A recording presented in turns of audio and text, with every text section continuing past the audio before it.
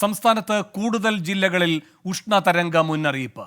പാലക്കാടിനും തൃശൂരിനും പുറമെ ആലപ്പുഴ, കോഴിക്കോട് ജില്ലകളിൽ കൂടി അടുത്ത 3 ദിവസത്തേക്കാണ് ഉഷ്ണതരംഗ മുന്നറിയിപ്പ്. ആലപ്പുഴയിൽ രാത്രികാല മുന്നറിയിപ്പും പ്രഖ്യാപിച്ചു. പാലക്കാട് ഓറഞ്ച് അലർട്ട് തുടരും. മറ്റ് ജില്ലകളിൽ യെല്ലോ അലർട്ടുണ്ട്.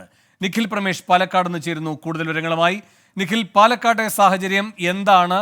ഈ ഓറഞ്ച് അലർട്ട് റെഡ് അലർട്ട് ആകാനുള്ള സാധ്യത പോലും ഉണ്ട് എന്ന സൂചനകളുണ്ടല്ലോ, എന്തൊക്കെയാണ് വിവരങ്ങൾ?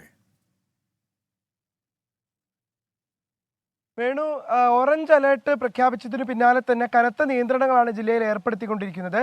വിദ്യാഭ്യാസ സ്ഥാപനങ്ങൾ, അതോടൊപ്പം തന്നെ ഈ കളിക്കളങ്ങൾ, ഇവിടങ്ങളിലൊന്നും തന്നെ ഈ വിദ്യാഭ്യാസ സ്ഥാപനങ്ങൾ പൂർണ്ണമായി അടച്ചിടാൻ നിർദ്ദേശം നൽകിയിട്ടുണ്ട്.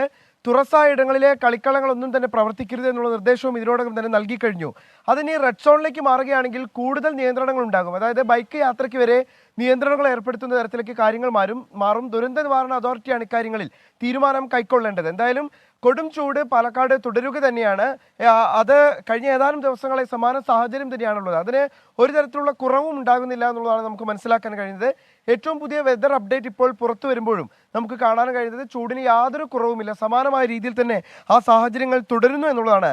ആലപ്പുഴ, തൃശൂർ, കോഴിക്കോട് ജില്ലയിലെ ചില പ്രദേശങ്ങളിൽ ഈ ഏപ്രിൽ 30 മുതൽ മെയ് 2 വരെ ഉഷ്ണതരംഗ സാധ്യതയുണ്ട് എന്ന് മനസ്സിലായതിൻ്റെ പശ്ചാത്തലത്തിൽ ഇവിടെ കൂടി ഈ മഞ്ഞ അലർട്ട് പ്രഖ്യാപിച്ചിരിക്കുകയാണ് നിലവിലത്തെ സാഹചര്യത്തിൽ. അതുകൊണ്ട് ഇവിടെയുള്ള ആളുകൾ കൂടി ജാഗ്രത പാലിക്കണമെന്നുള്ള നിർദ്ദേശങ്ങൾ അതത് ജില്ലാ ഭരണകൂടങ്ങൾ ഇതിനോടകം തന്നെ നൽകിക്കഴിഞ്ഞു.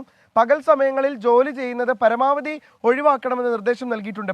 പകൽ സമയങ്ങളിൽ തൊഴിലാളികളെ ജോലി ചെയ്യിപ്പിക്കുന്ന അവരുടെ ഉടമകൾക്കെതിരെ നടപടിയെടുക്കുമെന്നുള്ള നിർദ്ദേശം ഇതിനോടകം തന്നെ നൽകിക്കഴിഞ്ഞു. അവർക്ക് ജോലി നൽകുന്ന ആളുകൾക്കെതിരെ നടപടിയെടുക്കുമെന്നുള്ള നിർദ്ദേശം ഇതിനോടകം തന്നെ നൽകിക്കഴിഞ്ഞു. എന്തായാലും ഈ കൊടും ചൂട് തുടരുന്ന സാഹചര്യത്തിൽ സാധാരണക്കാരായ ആളുകളാണ് ഏറ്റവും അധികം പ്രയാസത്തിലാകുന്നത്. കാരണം വഴിയോര കച്ചവടങ്ങളും മറ്റും നടത്തുന്ന ആളുകൾ, കർഷകർ, ഇവരെല്ലാമാണ് വലിയ പ്രതിസന്ധിയിലായിരിക്കുന്നത്. എന്തായാലും മെയ് 2-ാം വാരം വരെ ഈ സമാന സാഹചര്യം തുടരുമെന്ന് തന്നെയാണ് കാലാവസ്ഥാ വിദഗ്ധർ പറയുന്നത്. ശരി, നിഖിൽ പ്രമേഷാണ് പാലക്കാട് നിന്നുള്ള വിവരങ്ങൾ നൽകി.